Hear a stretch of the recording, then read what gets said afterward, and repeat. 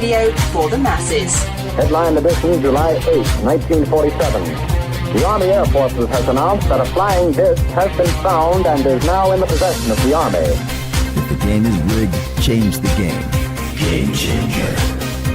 I occasionally think how quickly our differences worldwide would vanish if we were facing an alien threat from outside this world.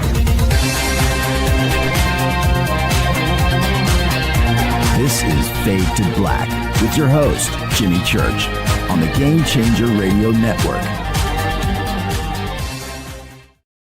All right. Good evening. How you doing? It's Fade to Black. Yeah, well, you knew that. That's why you're here. But it's also Wednesday, September 3rd, 2005. I'm yours, Jimmy Church. Let's do this, man.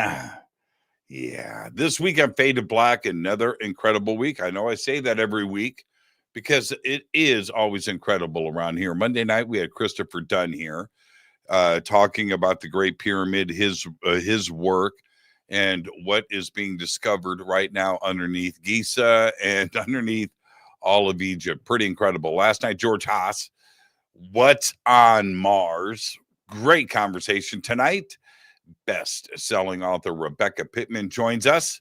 We're going to be talking about her two most favorite haunted, chilling things here in America. And then tomorrow night, Jason McLean is with us. We're going to be talking about Bigfoot and goat men in Texas.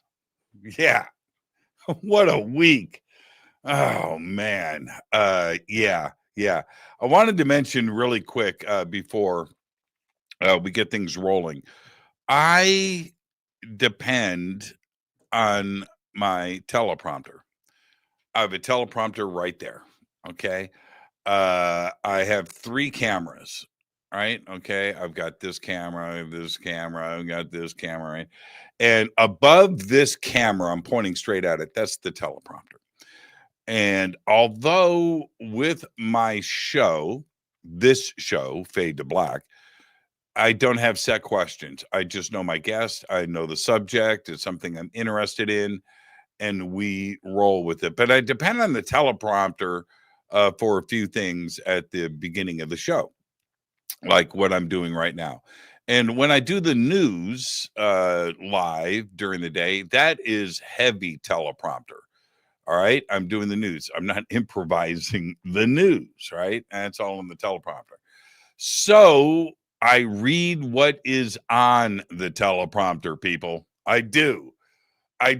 And earlier today, it had the wrong date, yesterday's date, and the day from yesterday in the teleprompter.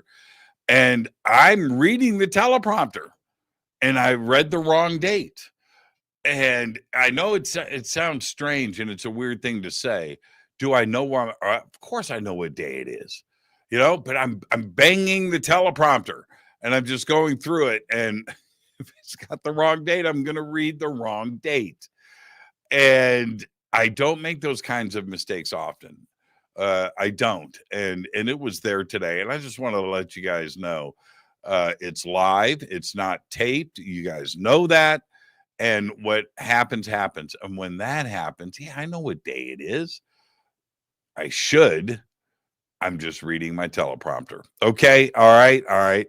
So I'm going to read the teleprompter right now. I have 6 events coming up in 2026. I have the Conscious Life Expo, February 20th through the 23rd at the LAX Hilton. After that, I have the Contact Modalities Expo, May 1st through the 3rd, 2026 in Delavan, Wisconsin at Delavan Lake. After that, Contact in the Desert, May 28th through June 1st. Tickets are on sale this Thanksgiving Day. I come back from that, and I head south to Peru for the Peru Inca Celebration of the Sun, and that is June 23rd through July 1st of 2026 with Brian Forrester.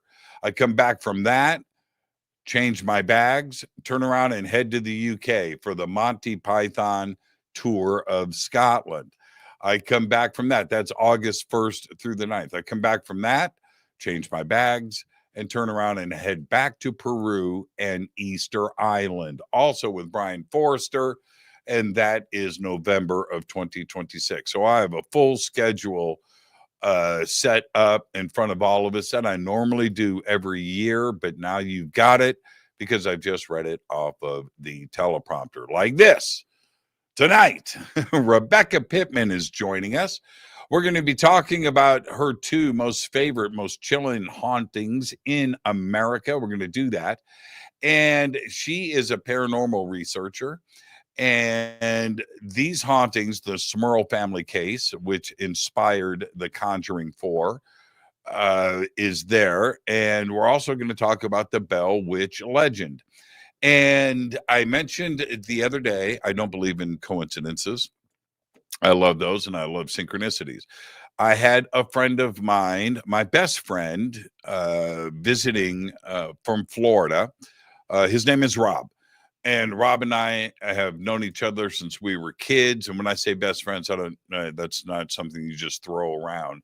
Rob and I, being best friends, all of life's first that you do, Rob and I did them together, and very close, very tight, and everything that goes along with that.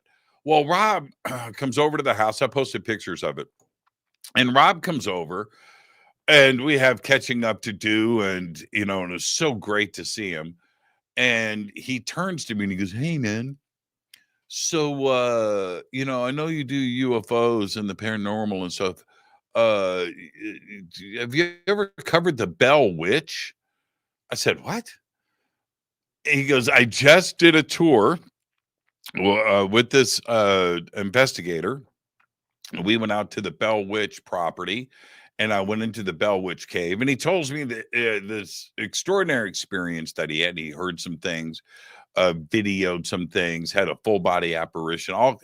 And I'm sitting there thinking, man, my best friend Rob, on his own, is out investigating the Bell Witch. Now that was over the weekend, and that was great. Now I go and open up and start to set up this week's shows, and there it is. Rebecca Pittman is here.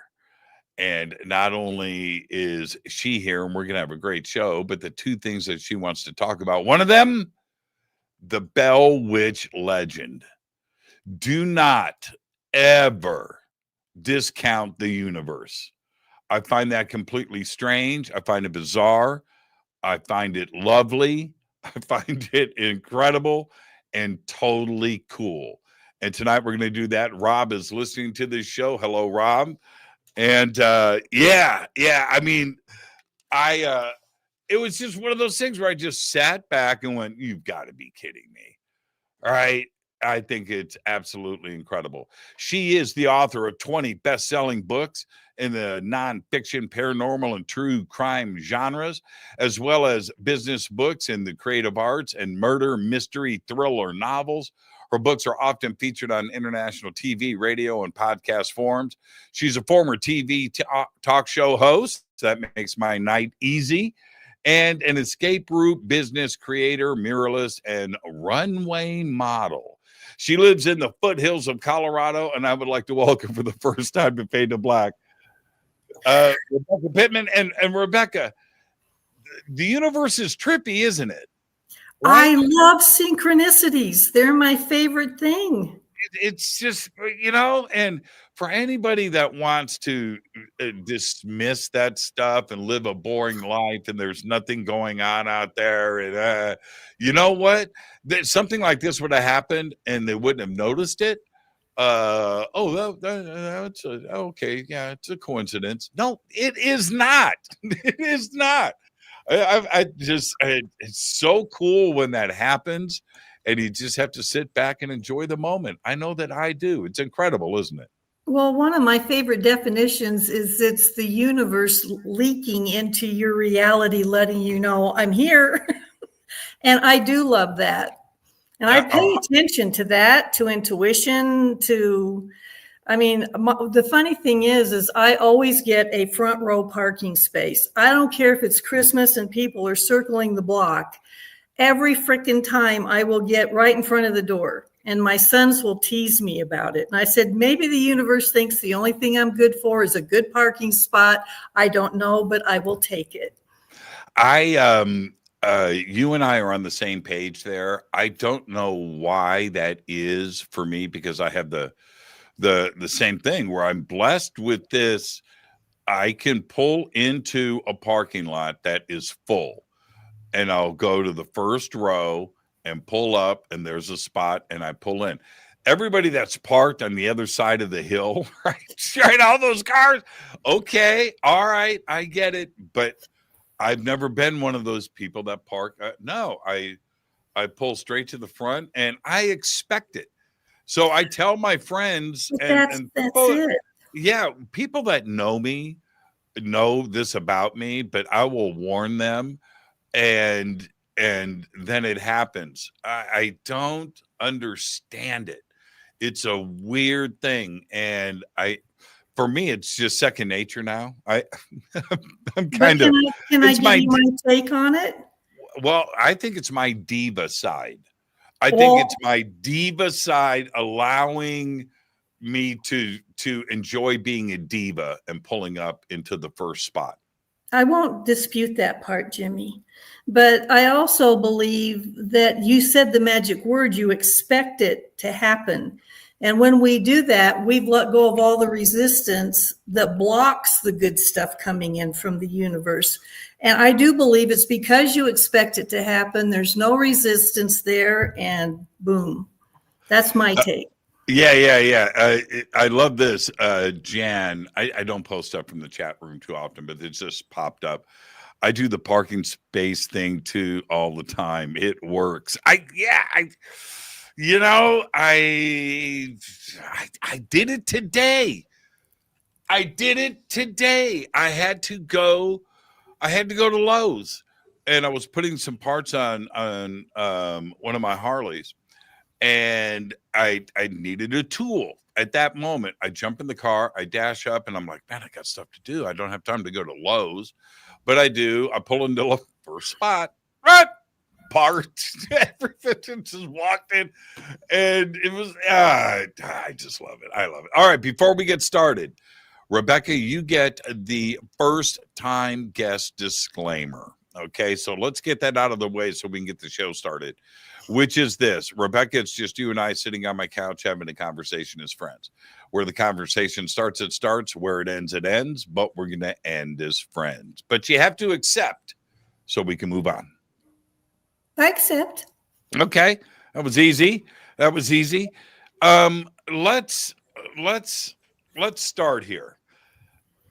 I am a huge true crime, true horror fan. Mhm. Okay, there's a difference between something that's fiction and nonfiction.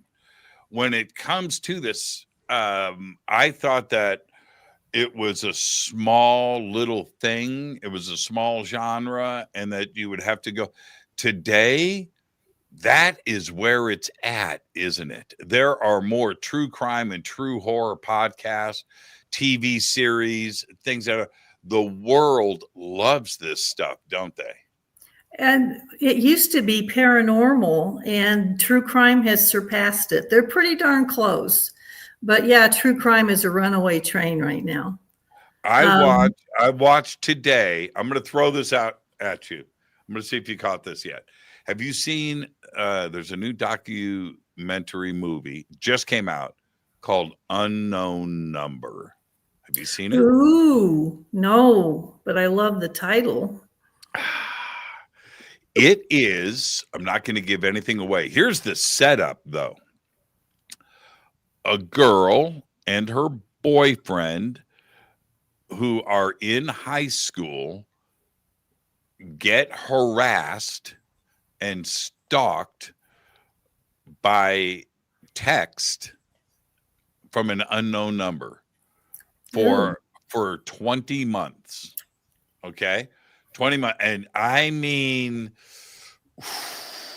stuff in this text. I mean, especially, I'm a father. I mean, these texts, this stuff, I couldn't have handled it as a kid. I couldn't have handled it as an adult. And at some points, some days, it was 50 texts a day. All right. Wow. I'm going to leave it right there. Okay. Who it turned out to be and why.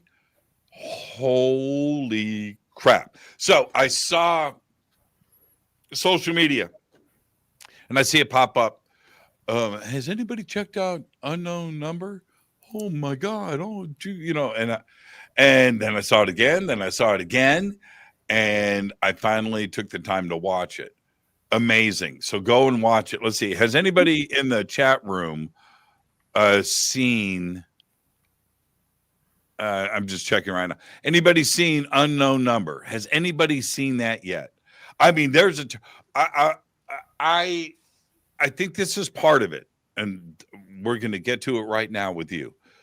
I think this is part of it when it comes to true crime and true horror, where they have a method of doing this and they have a setup. Nobody's seen it yet. Okay. All right. It's Netflix. I'll just let everybody know it's Netflix. Go and just do it tonight. Thank me later. We'll talk about it tomorrow. But they have a way of doing that cliffhanger, right? And the big reveal. And what's great about it is we get to do our own detective work, right? And set it up. And then it's never who you think it is. It's, man, it's good. It's really, really good. And we're going to be talking, we're going to start off with the Smurl family. And again, it's a true story. And I think that's the part of it that all of us, I'm going to hand it over to you. What attracted you to the Smurl family? It's interesting because I had just written about the 1771 Enfield house in Connecticut that came out in December, and it's a duplex. And all of a sudden, I'm hearing about this Smurl family haunting in West Pittston, Pennsylvania, and it's a duplex. So it caught my attention that here's two incredibly haunted places, and they are both duplexes. So I got into it, and the more I read about it and researched it, and plus the main thing, Jimmy, was just the documentation. The amount of newspaper reports that were coming out in live time, this wasn't later, this was as the events were happening, gave it a lot of credibility. You've got police reports, you've got priests, you've got Jason Miller, who played the priest in The Exorcist, actually went and tried to help them. The actor that played the lead in The Exorcist. And so, yeah, immediately, I like things that are well documented. I don't want hearsay. I don't want it to look like somebody made this up or enhanced it. So I do a lot of research on every book I write. And that was what got me started on it was, okay, this isn't made up and this is scary as heck. As we get into how the haunting started and the backstory here and start to do the setup on this, what's your overall take now that you've done not only all the writing that you've done, but the research that goes into it?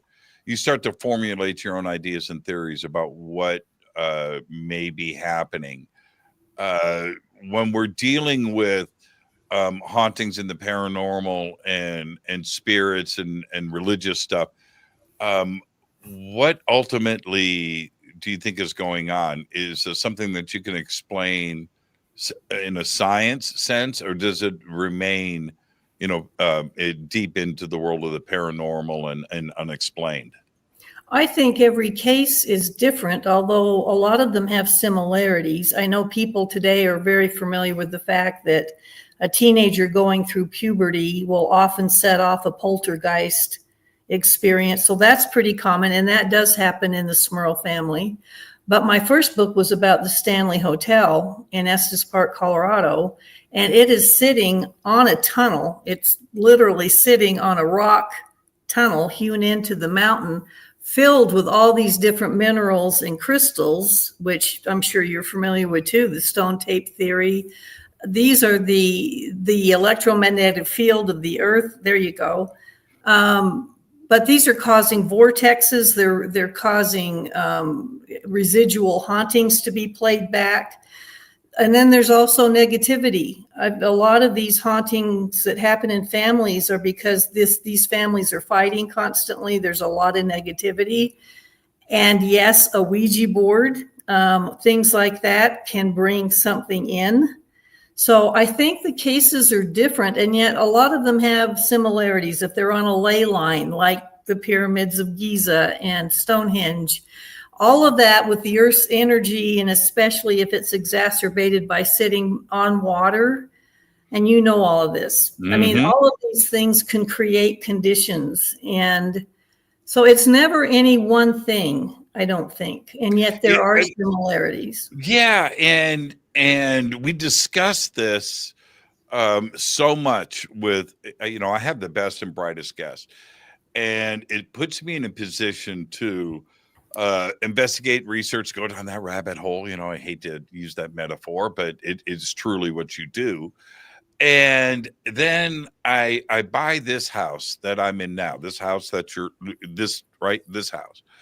And it's a newer house, subdivision. I move in, everything's fine. This place is completely haunted. And I've got a little bit of everything going on here. But I go and I investigate. I'm seeing stuff's happening, stuff's moving. I'm seeing, it's nuts. It's nuts. But there's nothing I can find.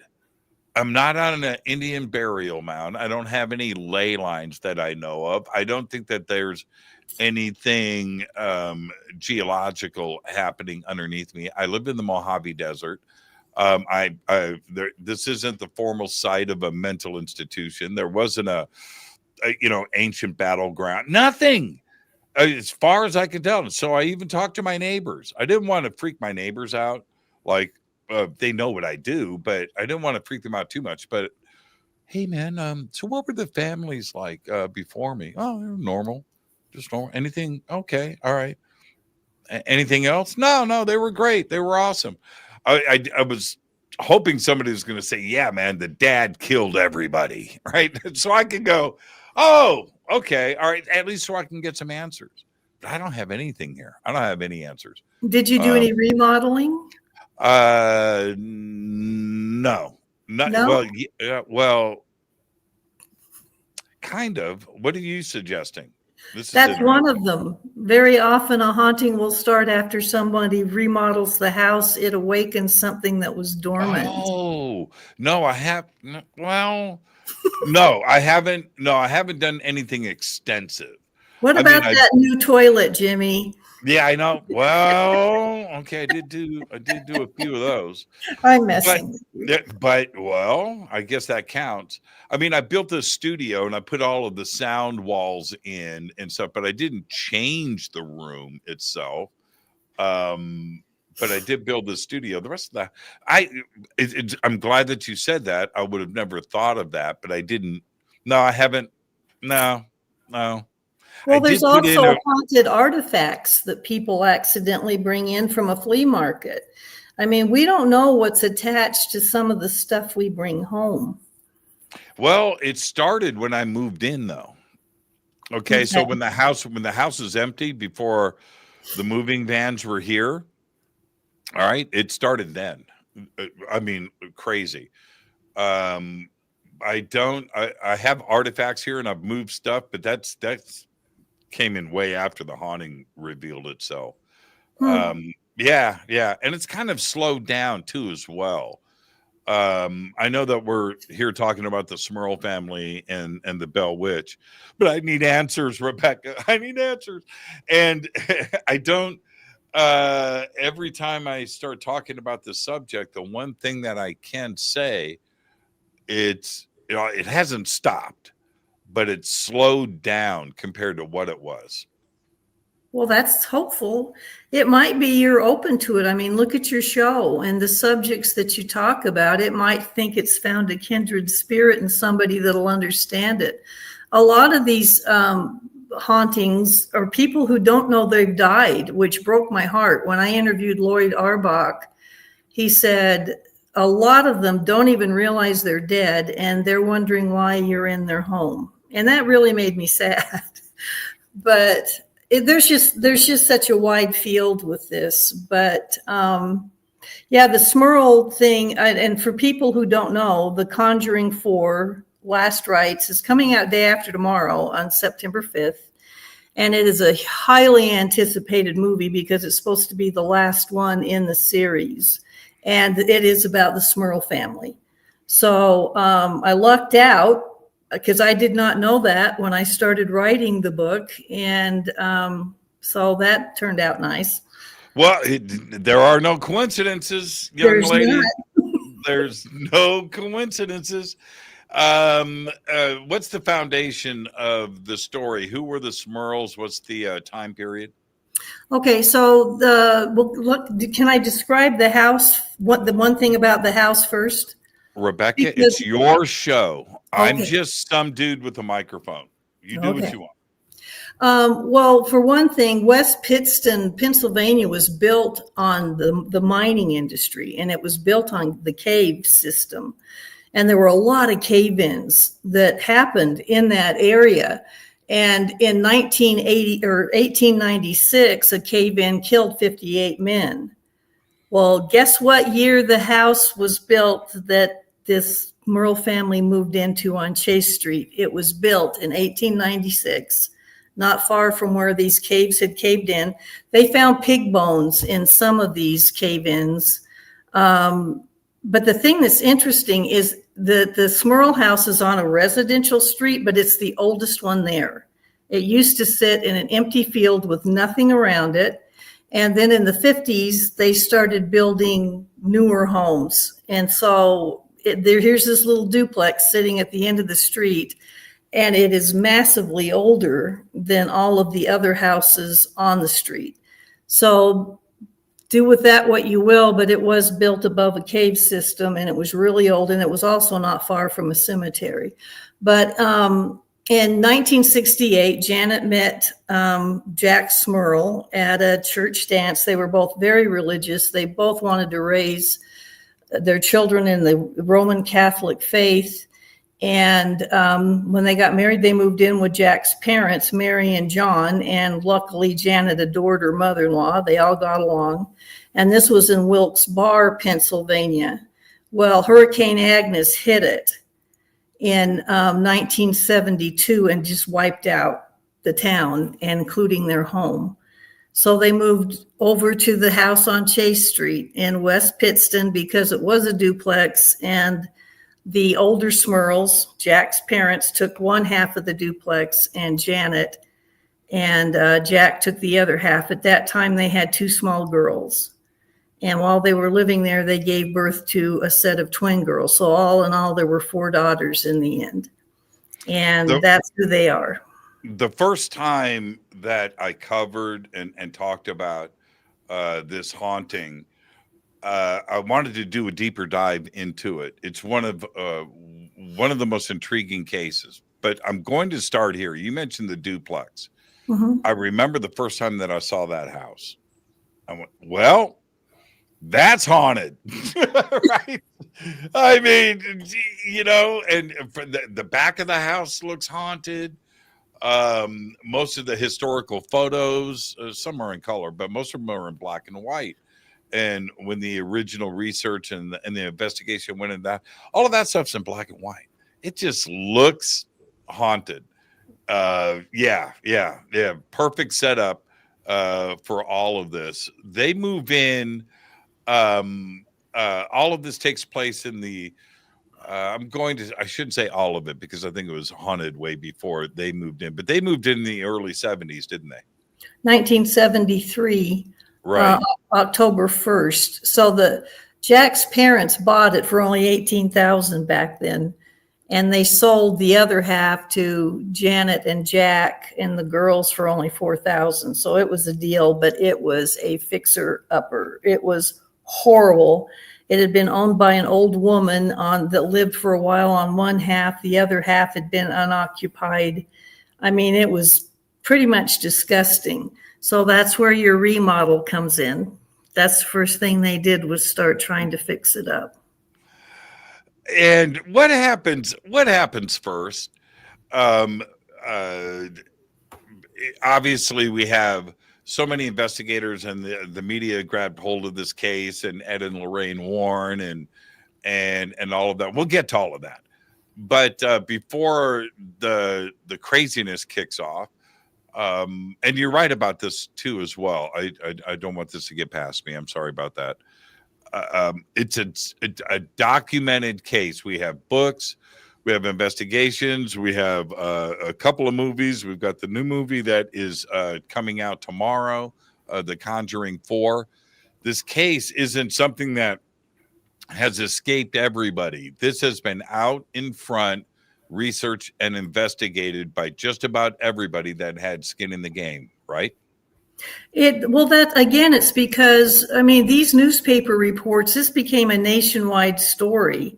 It did. And there's all of these newspaper articles. It got so bad when the story got out, with the amount of people standing in front of that house wanting to see something, that the police had to barricade the street. People were showing up in campers and just watching the house, camped out on their lawn, witches chanting, and then it got bad, and we can talk about that when we get there. But yeah, I mean, this was by no means kept under the carpet. And because so many of the neighbors and people who went into the house witnessed things themselves, it's just an incredibly well documented story. And that's what drew me to it. What's the difference, or is there a difference, I should say, between the religious aspect of certain cases where demons are brought in and this is a religious thing and there's that approach, versus the ghost of your grandmother visiting the house and tipping stuff over? Or are they the same thing? What's the difference? Because once you throw the religious thing on this, that's more scarier than the ghost of your grandmother showing up at the foot of your bed. If it's demons, pouring out of the gates of Hades, I don't know. But well, that's really terrifying to us. And that's a very good question, because when they were seeking help, as this really got bad, I mean, they were sexually attacked by a demon. There was a lot going on. And they were trying to get the church involved, and the church is very reluctant to do an exorcism, let alone send out a priest. And there was a very telling comment that they were told by one of the priests, and he said, if it's a ghost or a poltergeist, you don't need an exorcism. So the fact that they were needing an exorcism meant it was a demon. There were actually 4 spirits in the house, but the strongest one was a demon, and he was using the other 3 ghosts to kind of do what he wanted them to do, which again is exactly like the 1771 Enfield House book. It was amazing to me. It had a demon that was using the other ghosts there like a puppet master and making them do things. So I found that really interesting. With the girls, or the family itself, and the girls, because so much was, well, I don't want to get ahead of the story, but could they have attracted this bad side, or was the bad side already there? No, the bad stuff was already there, but the sexual assault started happening after the daughters were hitting puberty. Dawn, who was 16, was actually in the shower and something was rubbing up against her suggestively, and she ran screaming out of there. When Janet, the mother, was taking a bath, and this one, I don't know why, because of all of the awful stuff that happened to them, maybe it's because I'm a girl, you're never more vulnerable than when you're naked. And she's in the bathtub, and these wolf whistles started coming out of thin air, like a construction guy whistling at a woman. And I don't know why that bothered me as much as anything else that happened to them, because she's so vulnerable, and she's in this very small little bathroom, and they just had this lustful connotation to them, and these whistles are coming at her, and she starts screaming for her husband. And then when her teenage daughter would undress in her room, it would be the same thing. These wolf whistles would come out of nowhere. I mean, that's really freaky stuff. You know how I take a shower? Oh, no. How? I live alone. Okay. Okay. I take a shower like Ted Nugent. Loaded weapons. I'm just telling you. You're right about it. When you are at your most vulnerable, you can't defend yourself buck naked. No. You can't. It's the most terrifying thing that could possibly happen. You know, I might be able to defend myself if I have underwear on. Right? But if you're naked, no, you're the most vulnerable. It's one of the most chilling things. And all of us think that. All of us recognize that. And it's only elevated if you're female. It's taken to another level. Did it start with the girls though? Or they were hearing noises and stuff in the house and things started to kick off. Was it always focused on the females of the family? No, oddly enough, the first occurrence happened to the older Smurls on their half of the duplex. And it was almost right after they moved in because they wanted to fix it up. So they got this red carpet because that was the thing in the 70s were the avocados and oranges and reds. And the guy installed the carpet, brand new. The next morning they came downstairs and there was this huge black stain in the middle of the carpet. And they're going, what? And so they get down on their hands, and they're in their 60s, which is no big deal, but they get down on their hands and knees and they scrub out the stain and they went, all right, it was a freak thing. The next morning it's back again in the same place. And that's how it started. They scrub it again. They call the carpet place, complain about it. They're going, ma'am, there's nothing wrong with our carpet. They finally had to throw the whole thing out and get a different carpet. And it didn't come back again. But at the same time, on the other half of the duplex, Janet and Jack are fixing up theirs. They're painting walls, and these stains kept coming through the fresh paint. No matter how many times they painted it, these stains would come back until they finally paneled the whole first floor. I mean, they couldn't get rid of them. And then these small things started happening. Now, at this time, they hadn't had the twins yet. But the other girls, like Dawn, was about 5, 6 years old. The other one was around 4. And they got blamed for everything that started disappearing. A tool would vanish. Somebody set something down and it would disappear. And the girls would get, what guy's enough? It's not funny. We're trying to get stuff done here. Well, the paranormal world calls that grooming. A lot of times that's how hauntings start, is with little things, so that you're starting to doubt your own mind. I thought I put it there. I thought it is okay.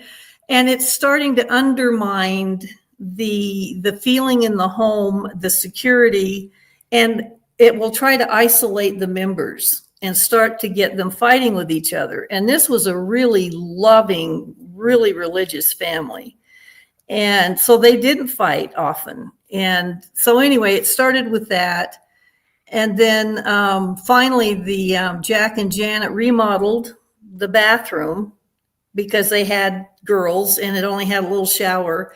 They had to bump out a wall into the bedroom next door to fit a bathtub in. And this was a huge expense for them. I mean, they had just lost their home to the flood.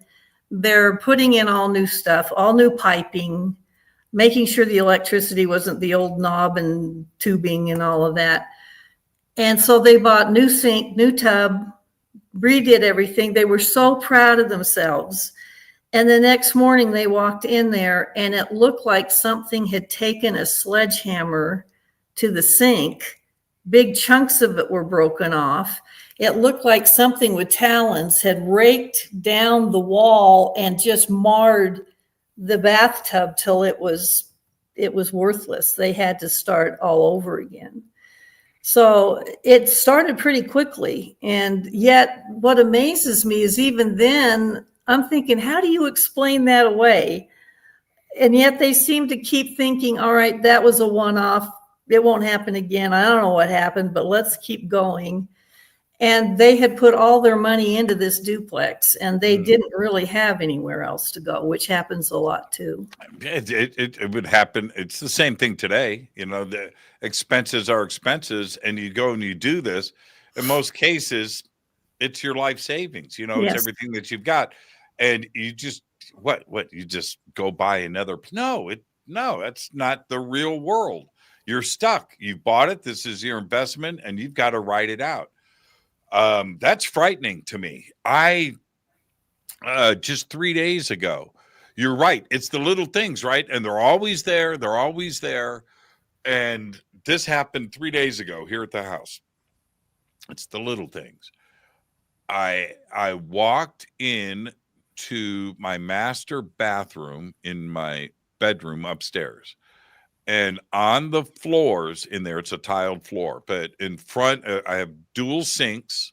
And in front of the dual sinks, I have a long runner carpet right in front, right? You get that. You know what I'm talking about. So I've got that. I love decorating. I ride a Harley, but I'm an interior decorator as well. I love that. Yeah. So anyway, so I've got the runner, but in front of the runner, I have a jacuzzi tub, and then I have a shower. And outside of the shower on the floor, straight, is a gray short runner. They match. Anyway, but it's not. I walked in, and the runner in front of the shower is out in the middle of the floor, crooked. Whoa.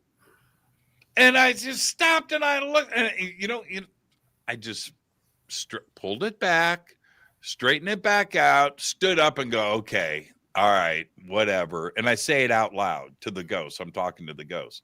But it's like the little things, right? It's constantly. It messes with your mind, and it makes does. you think, is it me?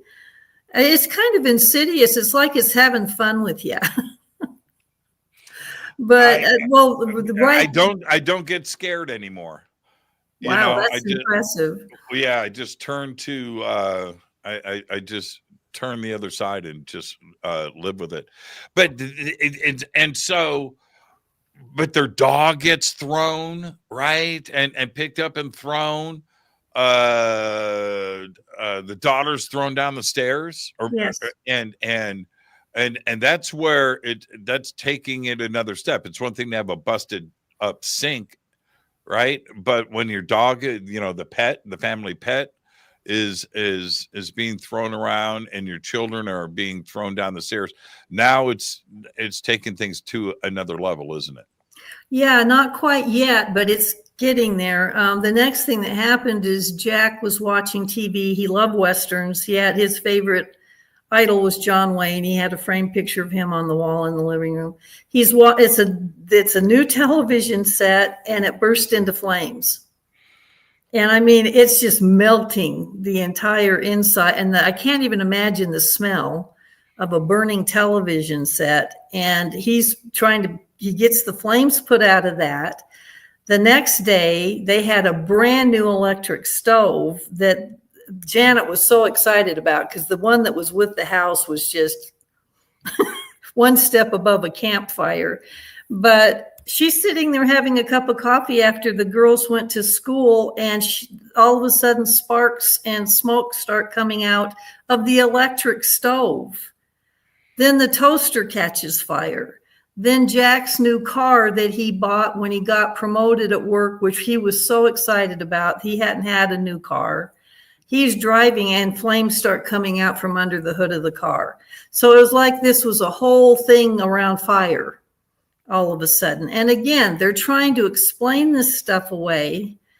And then the next thing that's just, to me, again, as a woman, Janet was home a lot alone, because the kids would go to school. She was a stay-at-home mother, and Jack would be at work. And this is a really old, tiny duplex. Well, there's a basement where the laundry was. And she went down there with a basket of laundry into this dank, old, probably almost stone walls, because this thing was built in the late 1800s.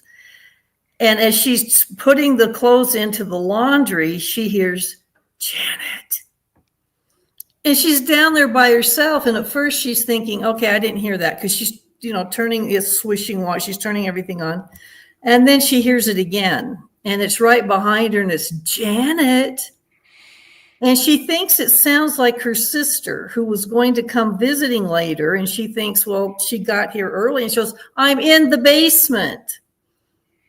And then it said it again, only suddenly it's in front of her. And she starts backing up toward the stairs and she backed up the stairs so she wouldn't take her eyes off of the room. And all of a sudden it was in front of her again, blocking her from the door, going, Janet. I mean, I'm just so she like bolts out of there into the living room, and they both were kind of chain smokers, she and her husband, and she's sitting there just puffing and trying to figure out what's going on. And so this was the next trick that this entity was doing. It was using other people's voices. She'd hear a door slam, and one of her daughters go, Mom, and it was her daughter's voice. And she said, I'm in the kitchen. Mom. I mean, can you imagine being home? No, I'm scared to death, man. We need to get to the break as soon as we can so I can go turn on some lights. And then it would use her husband's voice and go, honey. It could imitate any voice. But if you want to be really scared, and I know we're going to break soon, so I'm going to leave you with a fun one. All these are so far, they haven't seen a form yet. They haven't seen a body, an apparition. It's all things that are happening in disembodied voices. Well, her mother was not doing well. She'd had a heart attack. And again, she's on the other side of the duplex. And she's sitting there watching TV one night. She was well enough that her husband thought, can I go now? Can I go play a card game? Because he'd been just taking care of her. She goes, I'm fine, go. And it's all dark except for the TV light. And she sees something out of the corner of her eye. And she looks over there and she can't tell what it is. And suddenly a headless puppy ran across the room, went beneath her feet and under the couch. I'll tell you what, when I read that part, that might have been one of the first nights I left my lights on. But that's when suddenly it started taking form. It would show up as a black, tall male outline. It didn't have features, but it appeared to Janet while she was ironing in the kitchen, and this foul odor, and the temperature would drop like 30 degrees. And she just froze, because now you're starting to see this thing. It floated past her, went into the living room, and went through the wall that adjoined the duplex next door where her in-laws lived. She goes running over there, and her poor mother-in-law's home alone with her rosary beads, praying like crazy. And she said, this thing just came through the wall. So now you're starting to have this thing appear. And at the same time, all this other stuff's still happening. Banging on the walls, foul odors, something in the closet that sounds like a large bird flapping, trying to get out. It was just nonstop. Can you imagine seeing a headless puppy? No, I can't. I cannot. Happy Halloween early, everybody. I mean, and let me ask you this. Do we sometimes, it's real. I'm not saying it's not real. I'm saying we manifest this stuff into reality, and it becomes part of our reality. And when you look at a family like the Smurls, and others that have deep religious beliefs, they have, and suddenly because of that, you're asking for this and you're opening up the door. They're not bad people, right? But it's something else that manifests this. And could I be inviting this stuff in by talking about it? And like tonight, am I going to see a headless puppy because you and I are discussing it on the show. I bring up the gates of Hades, and maybe tonight I'm going to find out who's guarding those gates. I don't know, but is that a possibility? I've written 20 books. 10 of them are about nonfiction. These are all the most haunted places in America. And I've had people say, has anything followed you home? Because I always go spend the night in these places. And a lot of times I'm all by myself. And by all by myself, I mean nobody else is in the house. And I've never, and I hope I don't jinx this. If you may get a phone call from me at 2. I'm looking in the background for anything moving. Thank you. I've got your back. I've got your back. I just bought a new Ruger. But anyway, so no, I don't. I mean, Ouija boards and things like that, where you open the door and invite it in, yes. But I haven't had anything, knock on wood, and I consider myself a very religious person. I believe in Heavenly Father, and I try to be a good person. But when I stayed at Limp Mansion all alone, up in the attic bedroom, something kicked the bed and sat on my feet. And so I've been around some pretty spooky stuff, and I haven't had anything happen. And I have grandchildren now, so they're going, our grandma's a ghost hunter. I went, I am not a ghost hunter. I'm an investigative journalist. Thank you very much. So okay. All right. I'm going to share something with you I've never shared. All right. It's the little things, right? Every night, okay? Not every other night, every night, when I shut down everything, crawl into bed. If I'm watching a movie, it's after I turn the movie, and I've turned out the lights and everything is quiet. I lay my head on the pillow and I shut my eyes. Okay? It's dream time. There is a noise. Every time. And I used to, this is a few years ago, if it came from behind me, I would freak out. So I would have to sleep on my back. I couldn't stay in the same position if I was on my side, if it came from behind me. Now I don't know right? So I would have to get on my back.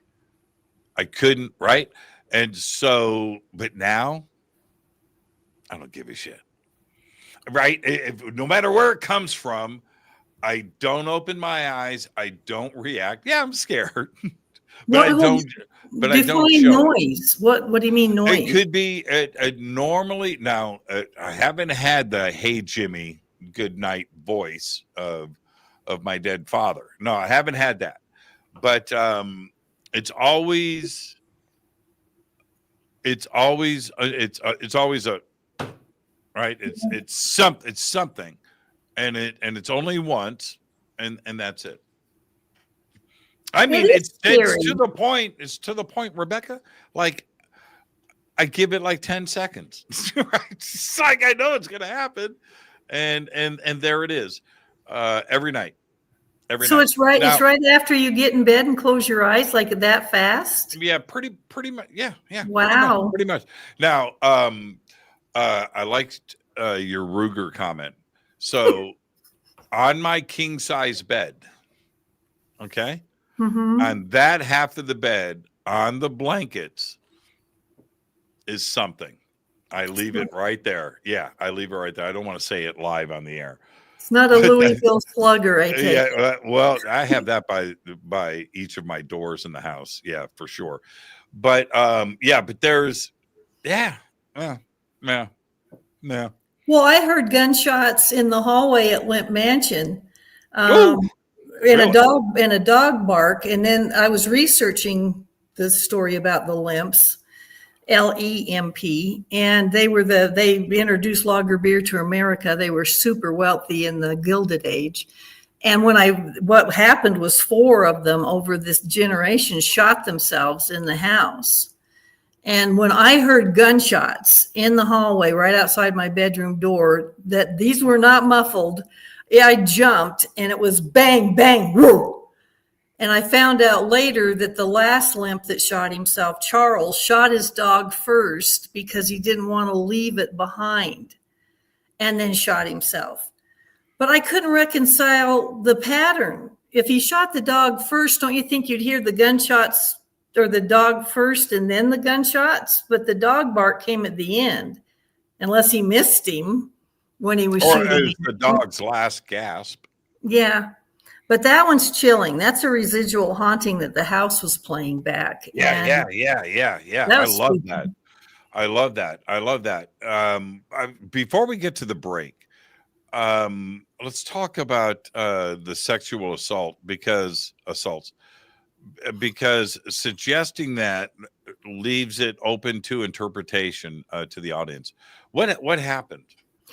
Jack was attacked by what they call a succubus. This is a female demon that will sexually ride a man to try to get him to climax, that supposedly that gives her his life force. And when it pinned him to the floor, it looked like an old hag, and then it changed into this firm young woman, but it still was covered with scales and green stuff coming out of its mouth and everything else.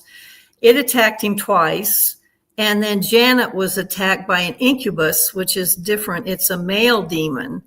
And she was sexually assaulted. It would caress her legs at night. It levitated her and threw her around the room. So by this time, the church was taking notice and finally sent someone in to do an exorcism, because that's getting pretty serious. It was dropping ceiling fixtures on their kids, throwing one of the girls down the stairs. It was getting bad. How did Ed and Lorraine come into the picture? One of their neighbors, knowing what they were going through and that they couldn't get the church to do an exorcism, said, hey, there's this famous couple that's lecturing at the local college, and they do these kind of cases. So they went to them and said, please come look at our house. We need help. It's hurting our children. And they came in, and Lorraine immediately picked up on it. She could tell them without them telling her, this is where this happened. This is what's happened. That closet in your master bedroom's where the entity's coming and going. And they filmed it. And I got permission from Tony Spira, who's the head of Ed and Lorraine's foundation now that they're gone. He gave me permission to put the photos in the book, which I really appreciate. But that's how they got involved. They brought out teams. They came back several times. But even after 3 exorcisms, it kept coming back until they finally had to move in 1988. So they endured it for 15 years. Yeah, they didn't get involved until the 80s. Did you say master closet? The master bedroom closet. Oh. Which is like inches from the bed. That's where mine started. Really? Yeah. I wonder what that is. Maybe you know. have haunted Levi's. I'll send you pictures of my closet. You might be onto something there. That reveal, it started the first day that I moved in, or the second day. First day was with my daughter. So no, it wasn't. It was the second day. First night I was safe. I was in the safe zone. But the second day, the trucks got here, and or the first truck, and I had boxes to unload, and I was unloading those boxes in the walk-in closet upstairs, and you're right, it's right next to the bed. Well, it's 20 feet away, but next to the bed. But yeah. Mm-hmm. I don't want to get into the details of it. We're talking about the Smurls. We're going to take a break. But I went downstairs to take a break, get some coffee, and I went back upstairs with some more boxes about an hour later. And I walked into the walk-in closet, and the stuff that I put away was in a pile in the middle of the floor. Ooh. Yeah. Yeah, and I thought that I thought, oh, I thought I put all of that away. I did it. Okay, all right. Exactly. Okay, so I put it away. I put the extra, I'm unloading boxes. I do that. I step back, looked at the closet, went, okay, we're looking pretty good. It's nice and neat. This looks good. Went downstairs, doing whatever, getting another box, maybe another cup of coffee. Went back up there an hour later.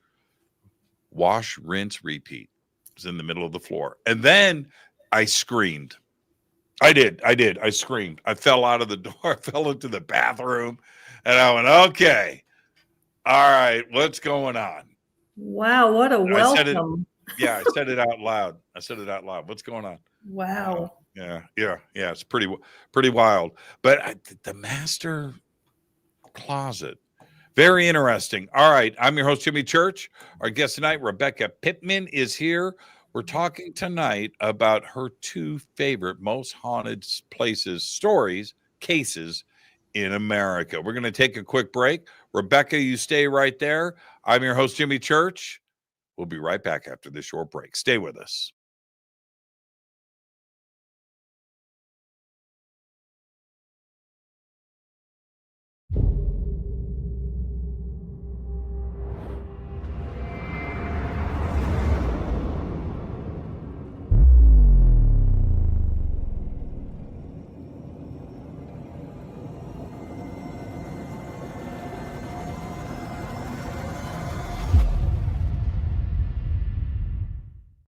Subscribe to our YouTube channel to get your alerts and access to over 2,000 videos. Click that subscribe button right now. Go to jimmychurchradio.com and get the Fade to Black official podcast. 2,000 episodes, all of them commercial free for just $2 a month.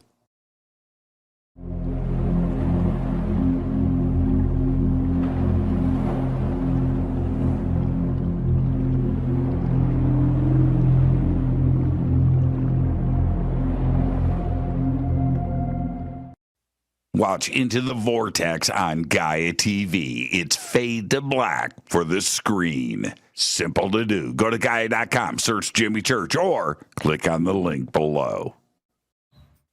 Follow Fade to Black on Twitter at JChurchRadio. Get all of the show updates every single day. It's now called X, but who cares? How you doing? Jimmy Church here. Special announcement. Get your Fade to Black t-shirts. That's right. Help support the show. Help support everything that we do over here. We've got 2 t-shirts. We've got 2 ways to get them. Get your Fade to Black t-shirt today. Go Beckley Teppy. Go to jimmychurchradio.com and become a Fadernaut. Get a membership. That's right. Everything is commercial free. You have access to downloads, and you get to call yourself a Fadernaut. Jimmy Church, Gaia TV, Fade to Black, here at Machu Picchu with Brian Forster and Hidden Inca Tours.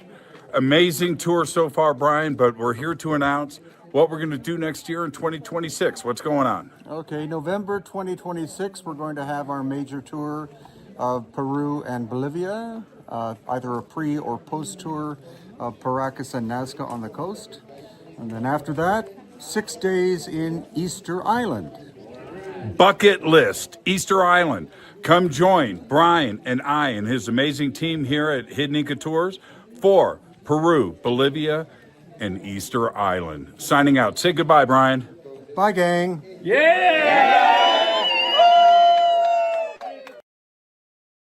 River Moon Coffee, makers of the Fade to Black blend. Truly the best coffee on planet Earth. Just visit rivermoonwellness.com or their Amazon store. It's all simple to do. You can check out the Fade to Black blend, the Game Changer blend, or any of their Black Moon wellness products. It's the only coffee I drink.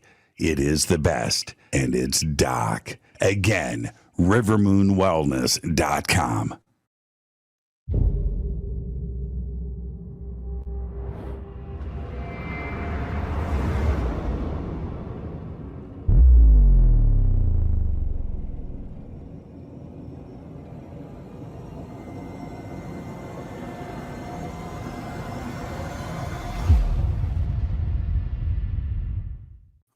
right. Welcome back. Fade to Black. I am your host, Jimmy Church. Tonight, Rebecca Pittman is here, best-selling author. And we have a link below in the description. It's right there where you can head over to Rebecca's website. All of her books are there and everything else.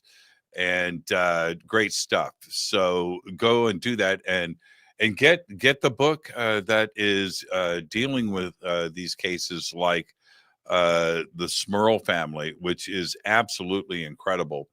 I want to mention this before I bring in Rebecca.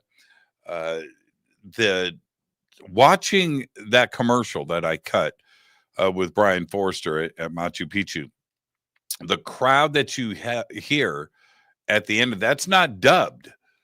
It sounds fake. It's not fake. Where we cut it, we were in the town square at Machu Picchu, and all of the tourists are there, and our tour group too as well.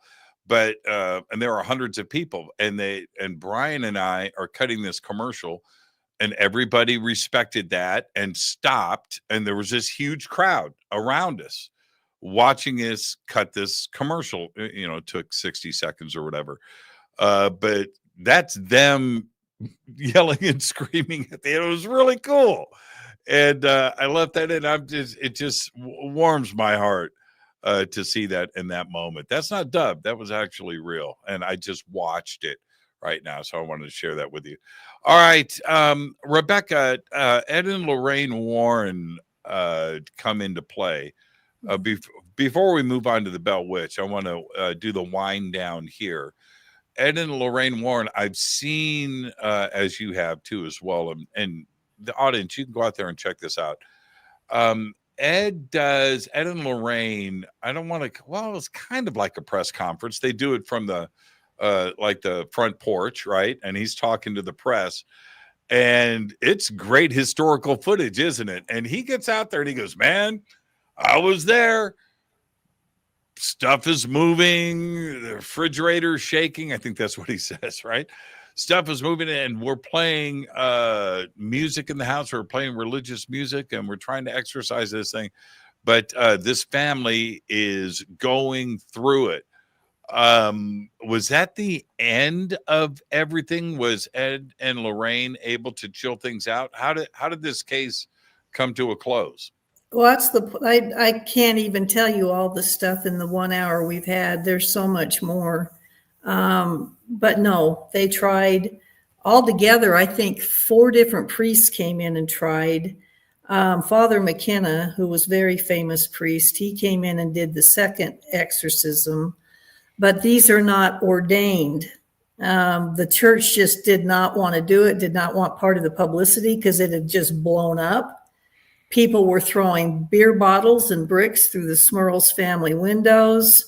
It was just a complete circus. And so they finally had to leave, and it followed them.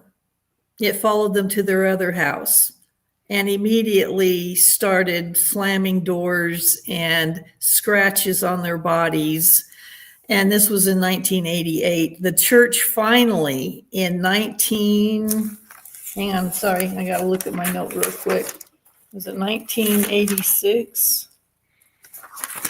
1996. So we're talking if they moved out in 1988 and the church finally does something in 1980 or in several years later, that tells to me that whoever moved in after them was having problems too.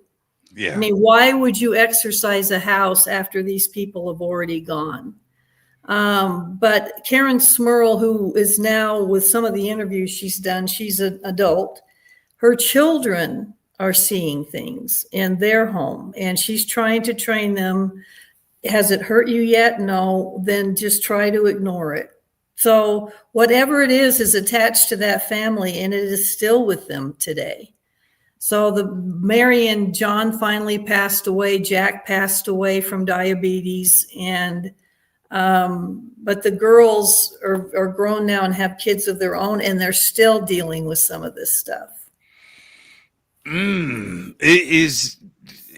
it be, you mentioned something earlier. could they have taken stuff from the house that, contain things, certain objects? You know what I mean? Do you just burn your family's possessions and not take anything with you and start cleaning? I think by then it was attached to the people. It was attached to the Yeah, people. they told the same thing to the Aples, who owned the 1771 Enfield house. And that place, holy crap. They said you can move, but the odds are it'll follow you. I don't know if you remember that movie, The Entity, with Barbara Hershey. One of the best. Yep, it followed her. When she moved, it attaches to people. And that's why some people are so reluctant when they don't have the money to start with. And people say, why don't you just move like it's nothing? Odds are it's going to follow you anyway. So they're trying to get it exercised and get all the help they can get to get rid of it. And it even followed them to campgrounds. They'd go camping to just get away from the house. And it would run across the top of their metal camper. They could see the shadow form sitting at a picnic table outside the windows of the camper. It would bang on the doors. And while they left the house empty to go camping, the neighbors were reporting that the house went crazy. They could hear blood-curdling screams. The lights were going off and on. It sounded like giant birds were crashing into the windows. No. I mean, it's like it was mad that they left. It would follow them in the car. It was, I don't know how anybody survives that, let alone 15 years in that house. The entity, the original researcher there on that case, I'm trying to think of his name. He lives here in Southern California, and I had him on the show maybe 12 years ago. Man, what's his name? Anyway, it doesn't matter. How he describes what he went through in the room and what he witnessed. Wow. Well, they got pictures of that. Oh yeah. Oh ho ho ho ho. It's crazy. When I hear from people that have gone through these experiences and they describe these shadow figures and in this case the entity that appeared, yeah, I had that happen down the hall, around the corner on the other end of the house. I saw something walk through this room. Yeah. I do this because it looked like. Remember the shadow of Nosferatu in the original film from the early 1900s? That shadow of him on the wall. With Gary Oldman. Yeah. I know. It was like that. Yeah. Only saw it once, but it was enough. I've never seen a full body apparition. I've had so much stuff happen to me, but I have yet to see a form of any kind. Which I'm okay with that. I watch the crazy part about this is because we see stuff in the peripheral all the time. Mm-hmm. We all do. All right. But I saw this straight on with my eyeballs. Yeah. It was not cool. Well, cool. The thing is once you've experienced this, you can't go back. You can't pretend now anymore that paranormal isn't real. When your mind, when the Stanley Hotel, when I was writing that book, I was walking down the 4th floor hallway with 6 other people. It was 11 o'clock at night. There was hardly anybody there because the hotel back then, after the whole Stephen King thing, typically started shutting down after their Halloween ball, and there was hardly anybody there. We're walking along and talking, and this blast of cherry blend tobacco smoke just blew into all of our faces until we all stopped talking at the same time and gagged. And my hair was twice as long as it is now, and I went like this because I thought my hair would smell like it, and it didn't. And my son ran down the hall to see we're at T-boned if anybody, but we knew nobody'd run away. We're walking in that direction. And then it just cut off. And a smell that strong can't do that. It has to dissipate. So I've had the weirdest stuff happen to me, but I have yet to actually see a form. Esperanza, and she's wonderful. Hey, Esperanza, how you doing? She said Skunk Works, which is down the street. Skunk Works, the famous, where they have the alien spaceships. It's up the street, Lockheed. Skunk Works opening up dimensions, and Jimmy is dealing with residual pollution, and that's a really good. It's a really good point.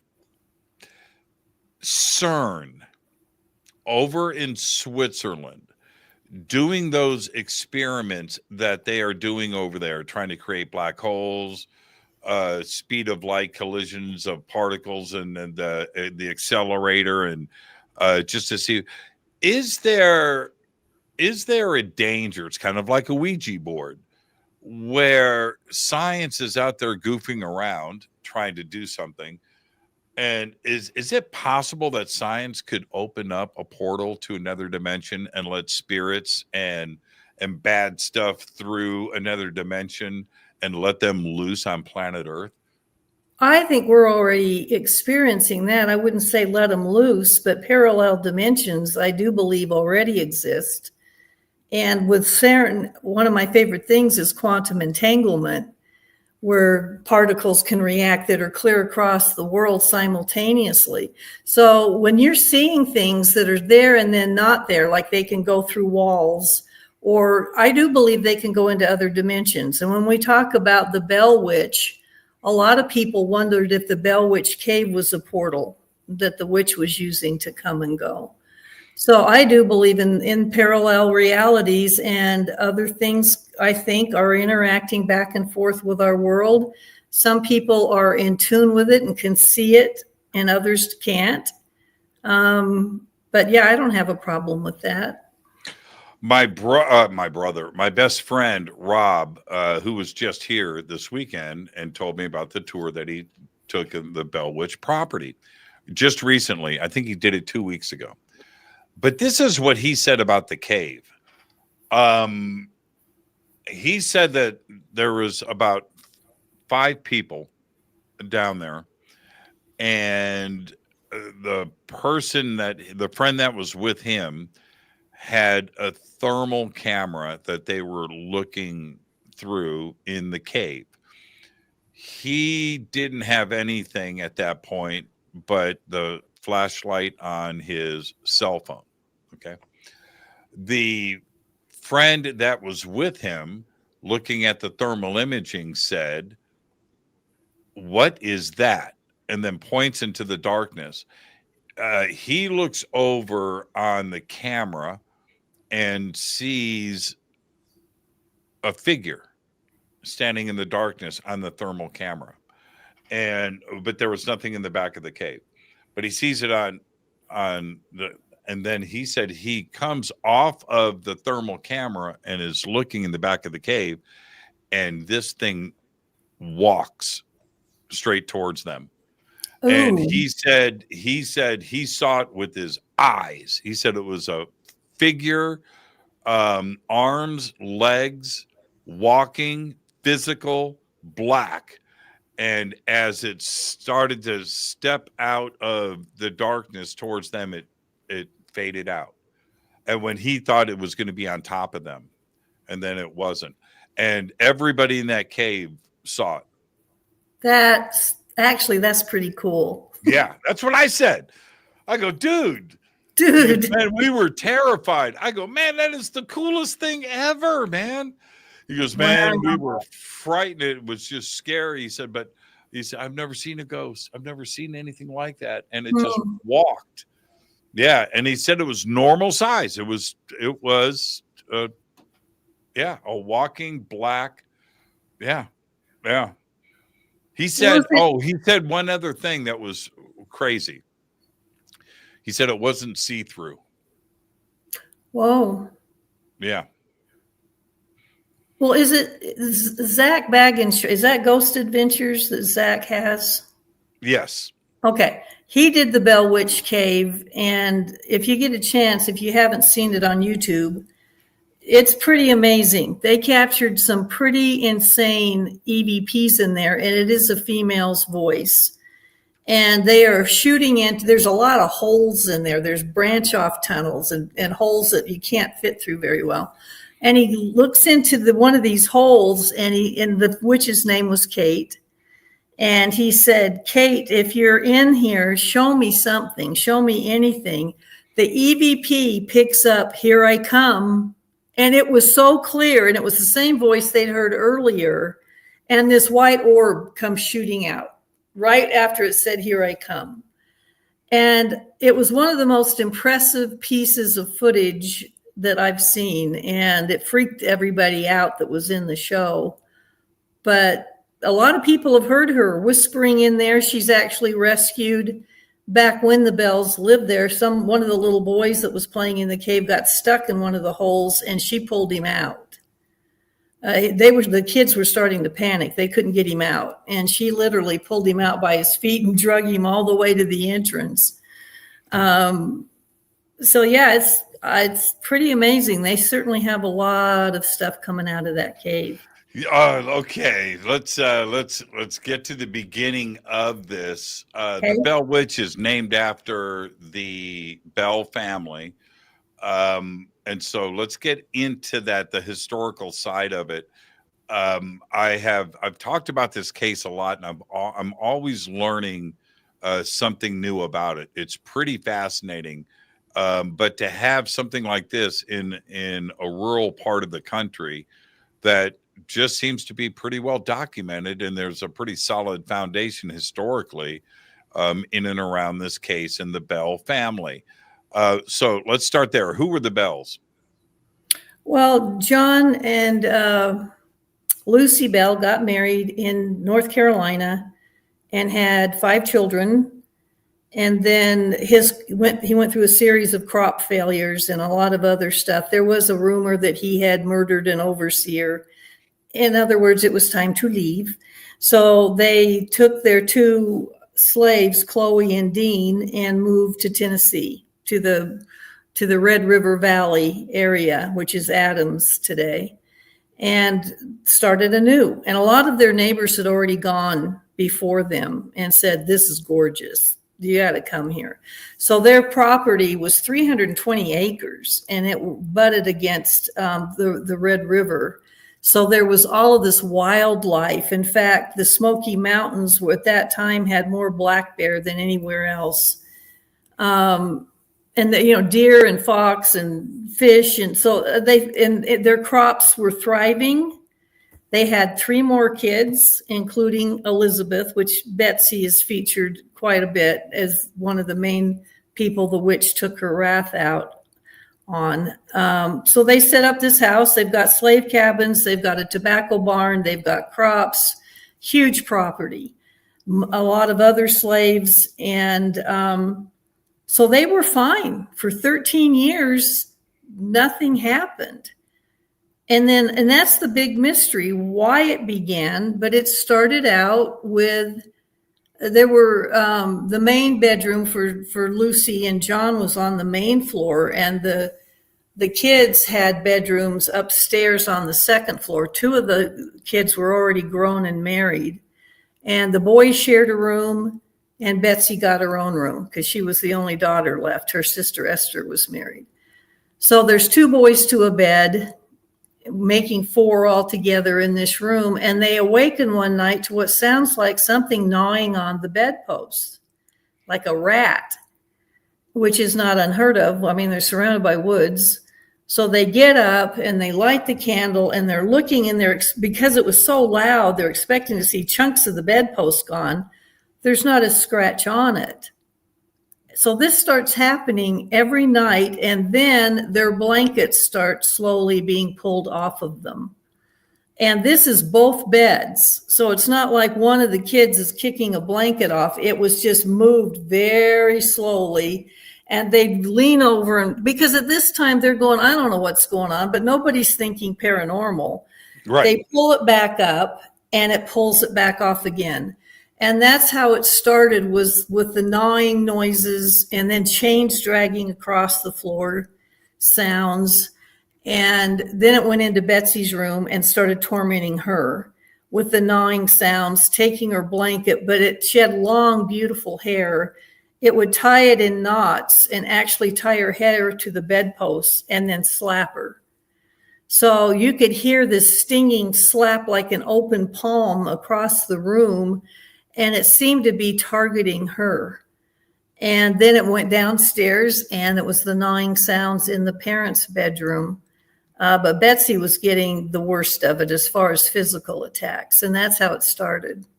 But so far, nobody has seen anything. They're just right.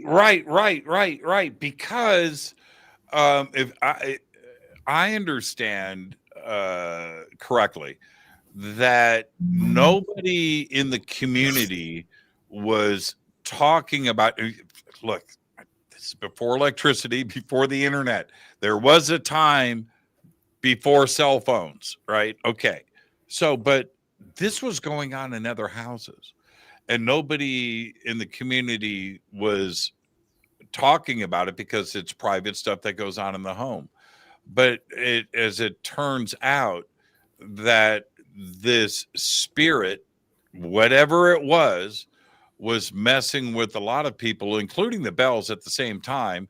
And then the community started talking and then putting it together that it was some type of shape-shifting evil entity that was on the properties there. That's a pretty interesting twist to this case, isn't it?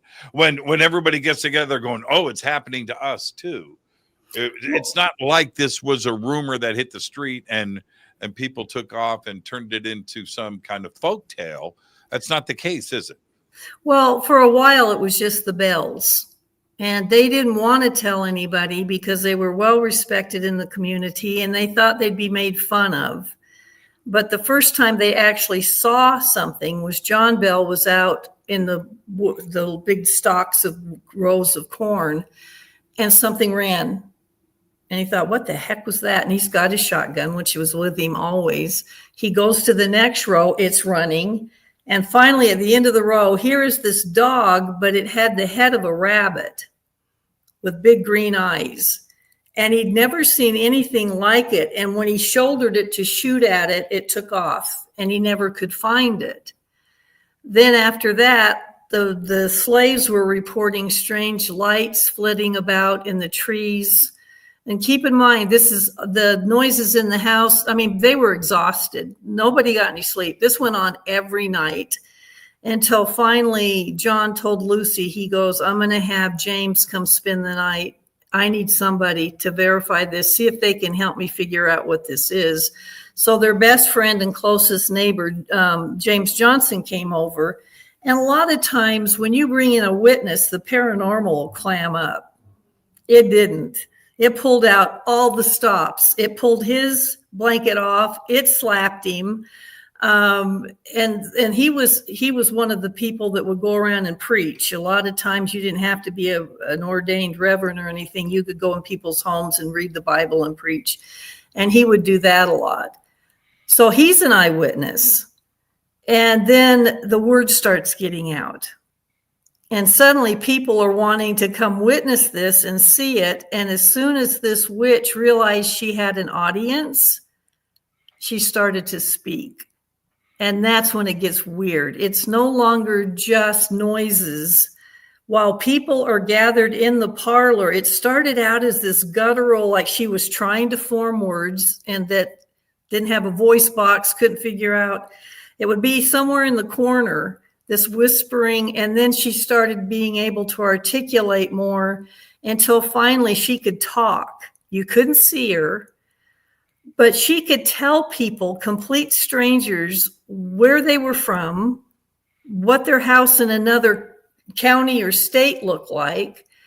And if any of them challenged her, she'd let out some of their secrets that they didn't want anybody to know, and they clammed up. Because she was, I mean, it was just, and people were coming from all over. And then she started quoting scriptures. And these reverends were sitting there with the Bible, and they would just pick a page where she couldn't see it and just say the verse and and she would John 12 verse 1, she'd do it verbatim, never missed. Didn't matter how many different pages they picked out. And they couldn't figure out, who is this? I mean, it's somebody tormenting the family, but it knows scripture. It could sing hymns. It had a beautiful voice. And so all of a sudden they are coming from everywhere, including Andrew Jackson, who was stationed nearby in Nashville, came with his troops and witnessed it. Did the witch ever become physical, appear? And only as a rabbit. She appeared as an old woman in the orchard that Betsy and her brother saw. The rabbit was one of her favorite things. She did turn one of the slaves into a mule when he was making fun of her. But no, as far as an actual form, and they kept saying, "Who are you?" And she said, "I am one who was happy, and I have been disturbed."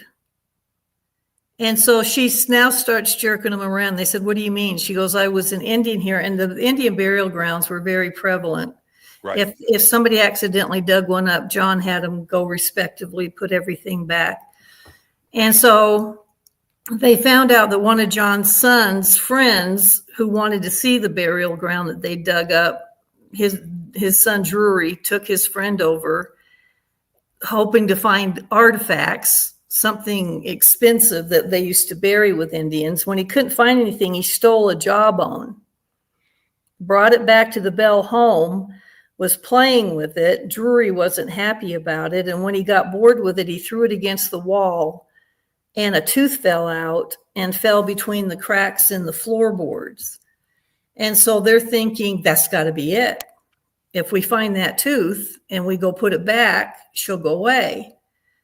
And they never found it. I mean, they're digging up floorboards and they never found it. And all of a sudden they hear laughter. She is just laughing out loud, disembodied voice. "I fooled you, Jack," which is what she called John. She called him Old Jack.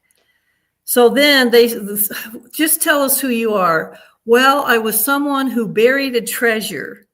And she told them the exact location by the Red River, what the rock would look like. "You go dig it up, but I want Betsy to have all the money." And they're thinking, this is the girl you've been tormenting. And she goes, I want her to have the money. And James, you go with them to oversee it. Right. All day long, they dug and pried up this gigantic boulder, and there was nothing.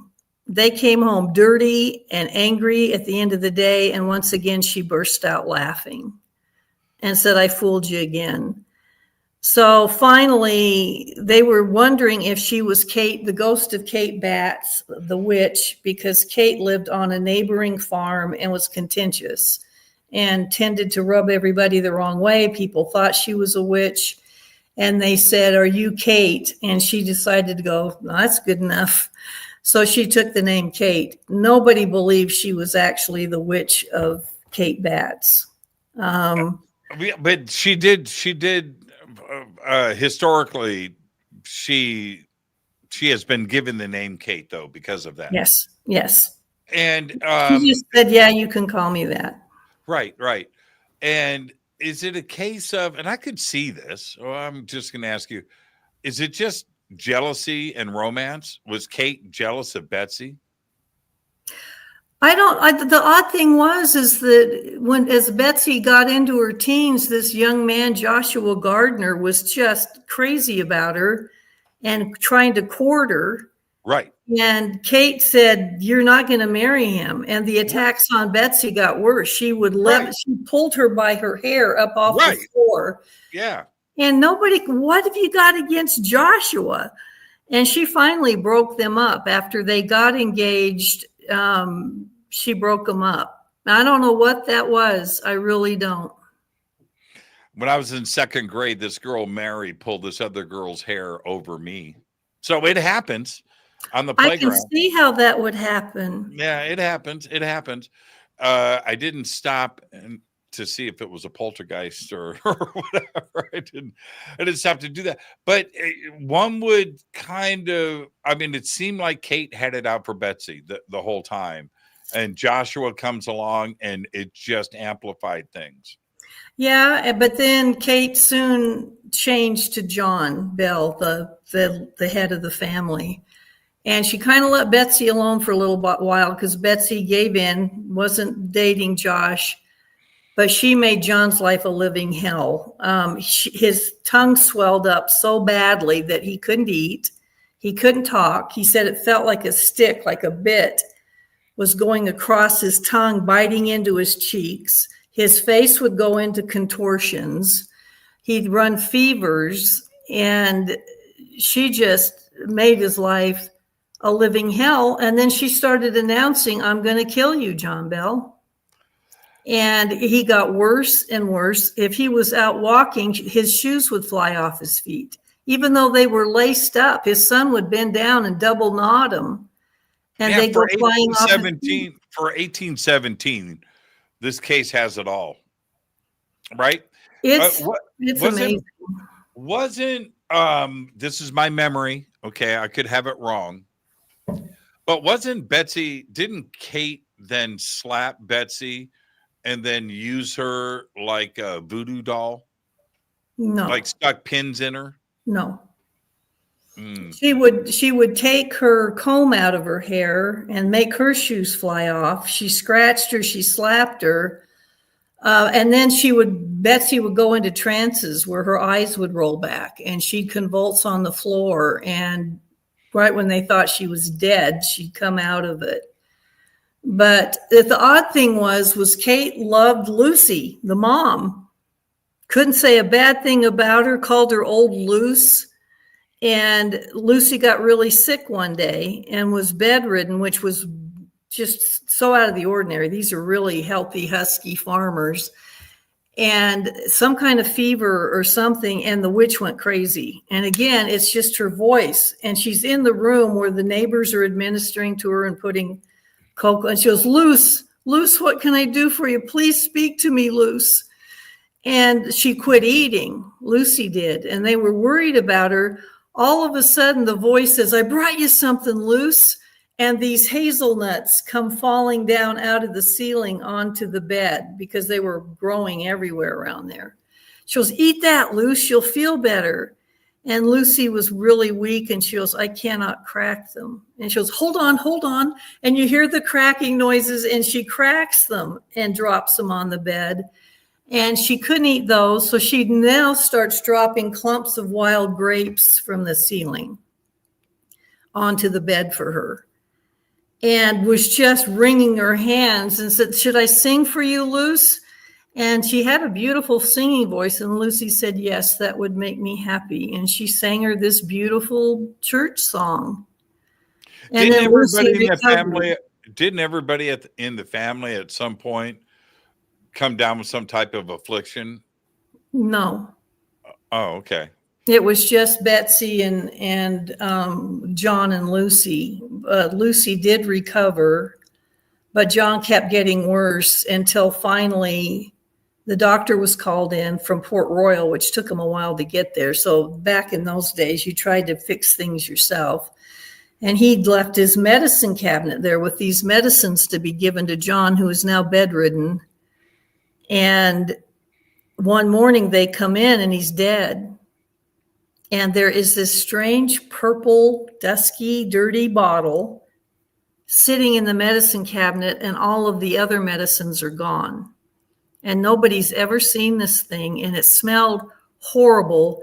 And here came the witch's voice laughing, saying, I did it. I got old Jack. I gave him a dose of that poison last night, and he's dead. And she was laughing hysterically. And so a couple of the men took the vial and stuck a straw in it and caught the cat and ran the straw across its tongue, and the cat convulsed and died. So, I mean, that's just, these are witnesses. These are all of these people, including a doctor who was there that witnessed this, and nobody knew where. I mean, she claimed that she brought him the poison, And no one could figure out any other reason why it was there. I read or heard, I want to ask you about this. There were reports that she you mentioned this earlier, and I just remembered this, that she recited Bible verses at the same time in two different towns that were like 10 or 15 miles apart. Have you heard this? Yeah. So there were two different reverends, and back then it was Baptists and Methodists, but nobody cared. They all showed up at each other's homes. It was a very close-knit community. They didn't care what you were. And the reverend from both of the congregations happened to be there one night. And this was Sunday, and somebody said, I really liked your sermon today, to one of them. And all of a sudden her voice shows up in the reverend's voice and recited the entire sermon that he gave that morning, sang the hymns, gave the verses. And then somebody turned to the other bishop, who was like the Baptist bishop, who was 13 miles away. And both of them had 11 o'clock services, identical services. And they said, well, you're lucky she didn't attend yours. So she starts talking in his voice and said the entire sermon. So she was in two places at one time and didn't miss a beat. And it sounded exactly like them. And he said, that's word for word. That's what I said. How crazy is that? Yeah.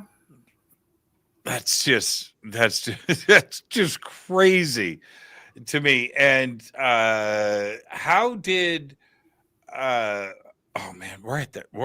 Okay, we have 15 minutes left. Well, I'm going to try to compress all of this in.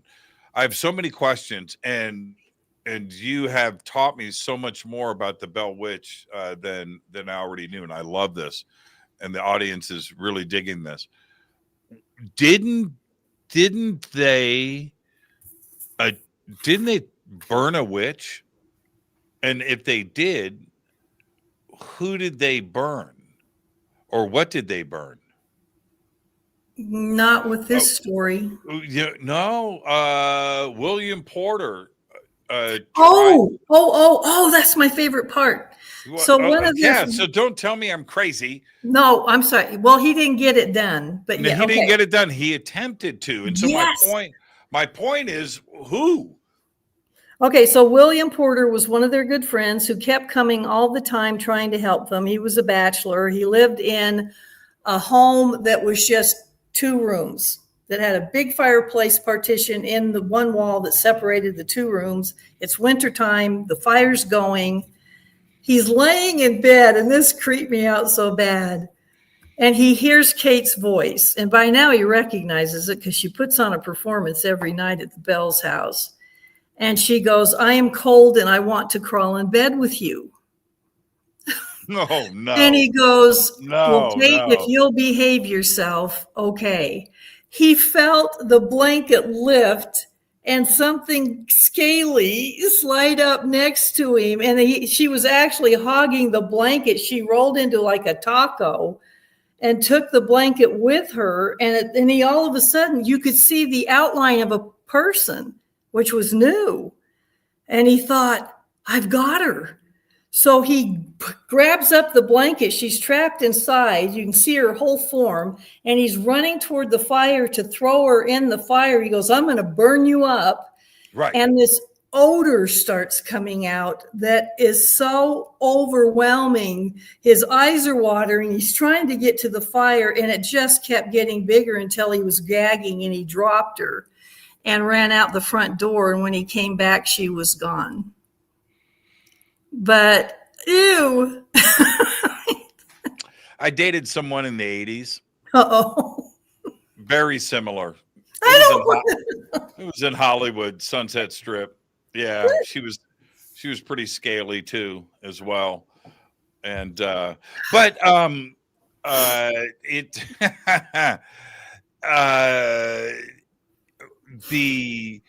parts of this that sound modern, it sounds like something that we would hear about today.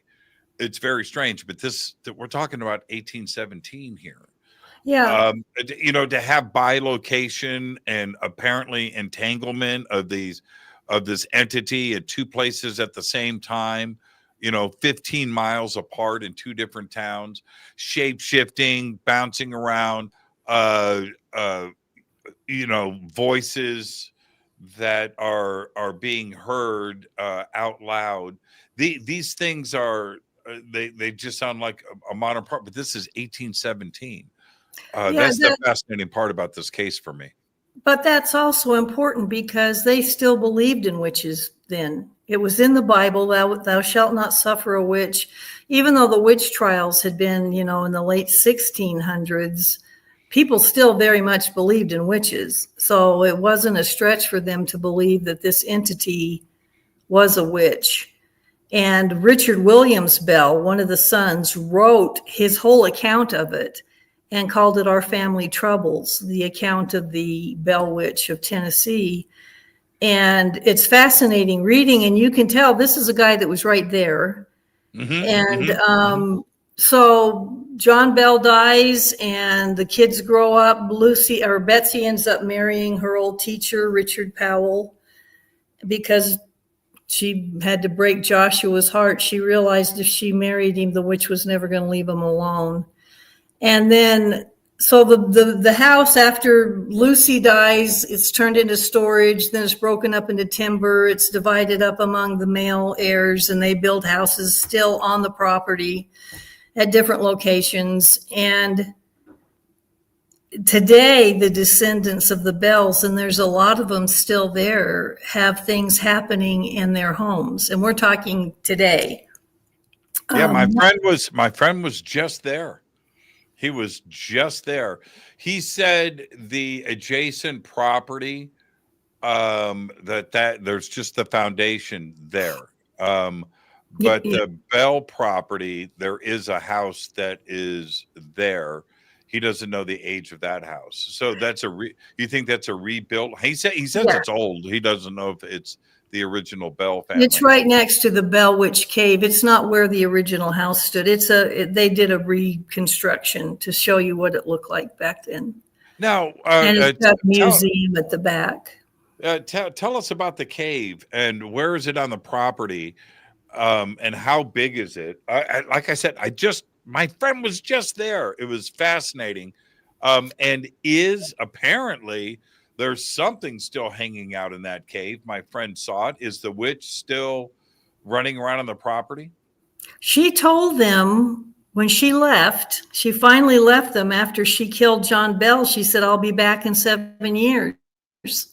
She did come back and stayed for a couple of months with one of John Bell's sons who was grown and married, and talked about the Napoleon's War, all of this history stuff, told him about the future, and told him that we were going to destroy the planet and that all these earthquakes and everything else, it was stuff that was pretty eerie that she knew back then.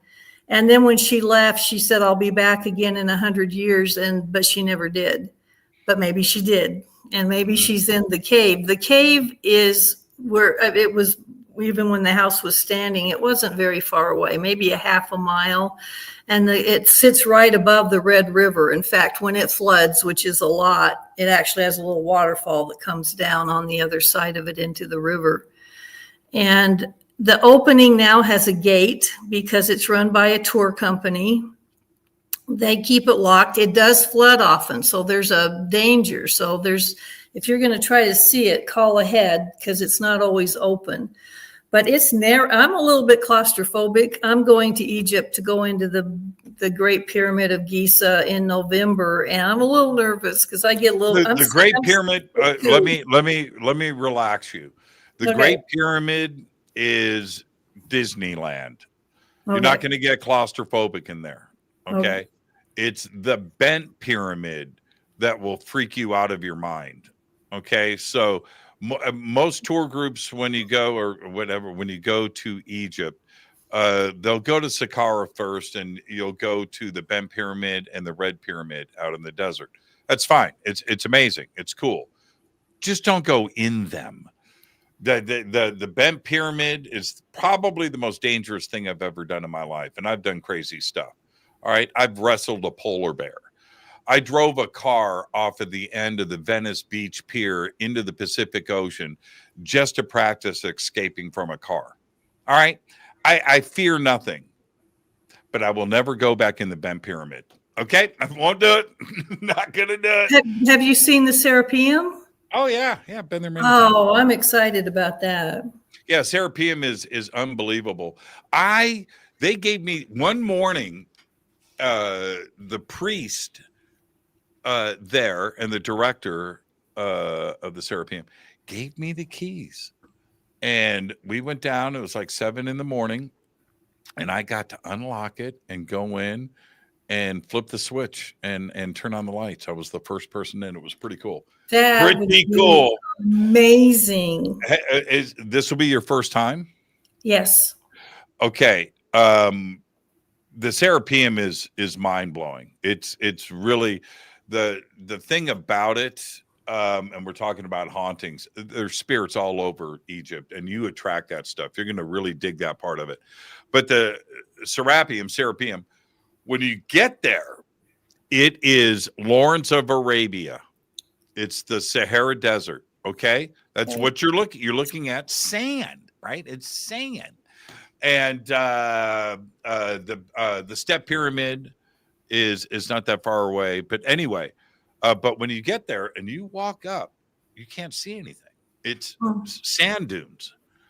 And when you get to the stairs and descend down, and you go down 3 or 4 stories, 5 stories, down 50 feet maybe, and then enter and go in and see what is there and how big it is, because it's the size of any shopping mall that you went to when you were a kid. It's like that. It's that big. The hallways are that big. All the entrances with all of these boxes in them, they call it sarcophagi, but they're too big for that. Anyway, you'll see it. But are like storefronts, and it's ginormous. And you turn the corner, and there's another. It's like a giant mall. Well, my point being, remember this, Rebecca. After you go from sand down in and experience that and see all of it, it's ginormous, and then go back out and then look around and look at those sand dunes and go, that is under, what else is here? Well, if that is under there, what else could be underneath these sand dunes out here in Egypt? It's an incredible, mind-blowing experience, the Serapeum. It's incredible. You probably know Mike Ricksecker. I'm going. Yeah, I'm going with his Stargates of Egypt tour. And he does a good tour. He's one of my close friends. He's a good dude, and I just spent the weekend with him, the two of us, and but he's great. Mike, that's going to be a great tour. And he thinks outside of the box, and he's got a lot of knowledge. And he's got a lot of eclectic brains going on. Yep. Well, so that I know we got to wrap up. So anyways, you go into the cave. It's very narrow, broken floor, broken rock, puddles, little pools of water. They do have lighting in there so you can see. Then there's a rather large opening. But it's a lot of branch off really freaky tunnels that are up here. So you're looking back in there and seeing these stalactites and all this stuff. And it just looks like it was made for somebody to hide in there. But again, call ahead because it's not open all the time. And then, so the name of the book is The History and Haunting of the Bell Witch.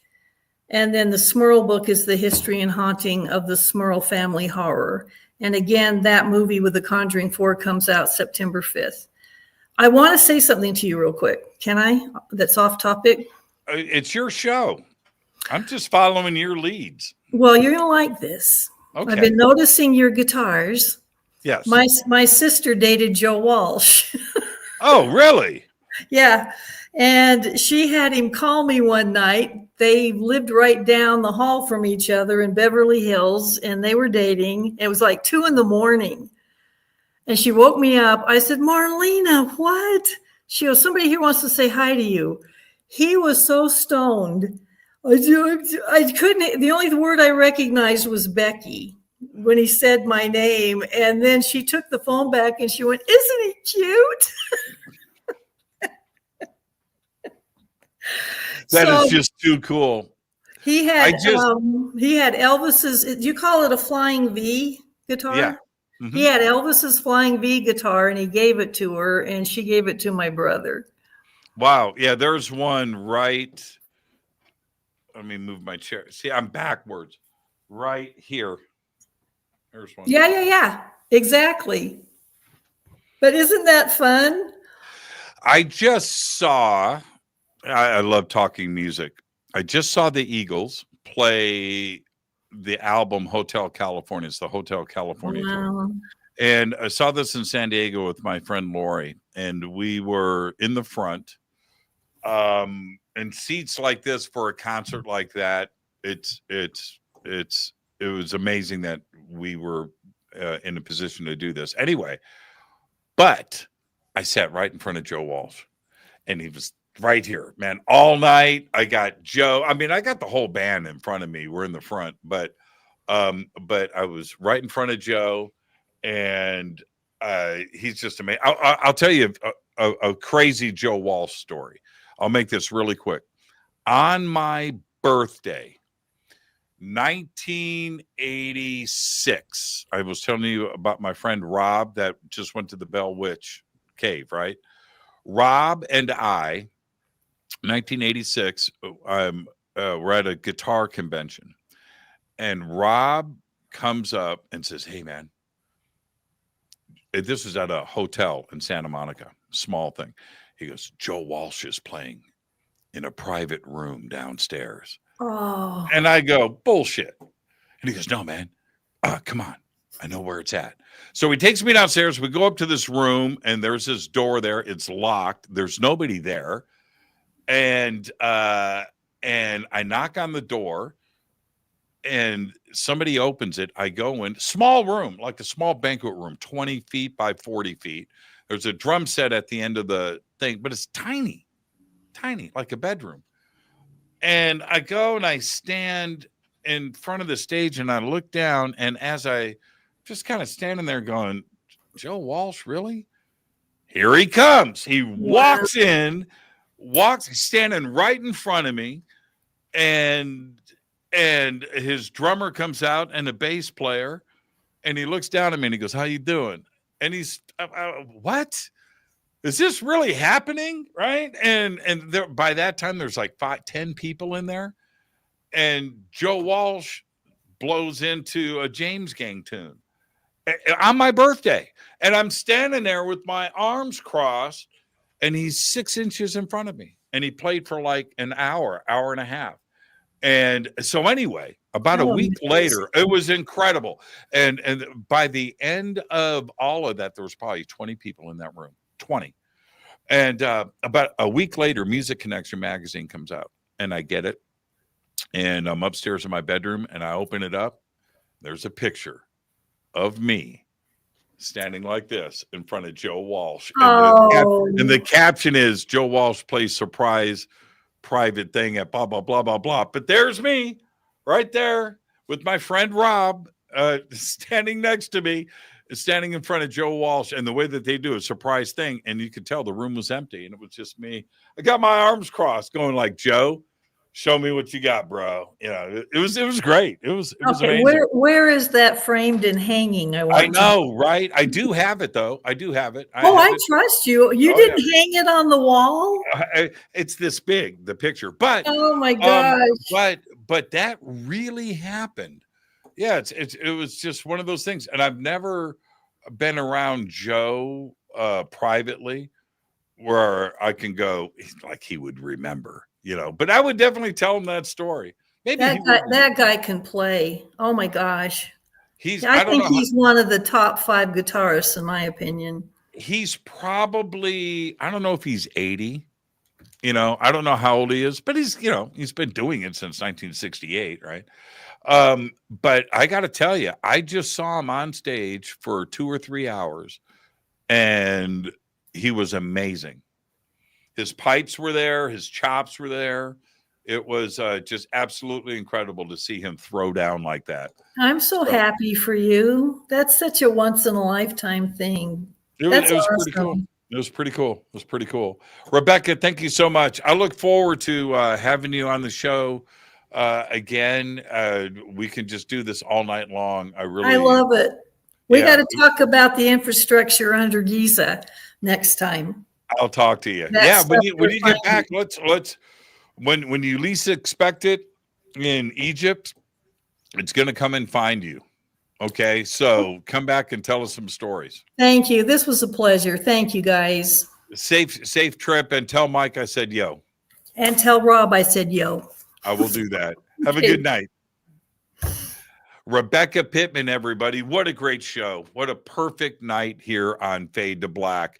And it's stuff like this that for me to just sit here and learn and get it all together and share it with you. It's why I do this. So thank you, Rebecca. We've got her website link, Rebecca Pittman Books. It is below, also on our social media and over on our website. I want to remind everybody as we wind down here that tomorrow night, Jason McLean is with us, and we are going to be talking about Bigfoot and Goatmen in the great state of Texas. So until tomorrow night, all I've got is Gobekli Tepe. Fade to Black is produced by Hilton J. Palm, Renee Newman, and Michelle Freed. Special thanks to Bill, John, Dex, Jessica, Dennis, and Kevin. Webmaster is Drew the Geek. Music by Doug Aldrich. Intro, Space Boy. Fade to Black is produced by KJCR for the Game Changer Network. This broadcast is owned and copyrighted 2024 by Fade to Black and the Game Changer Network, Inc. It cannot be rebroadcast, downloaded, copied, or used anywhere in the known universe without written permission from Fade to Black or the Game Changer Network. I'm your host, Jimmy Church. Gobekli Tepe.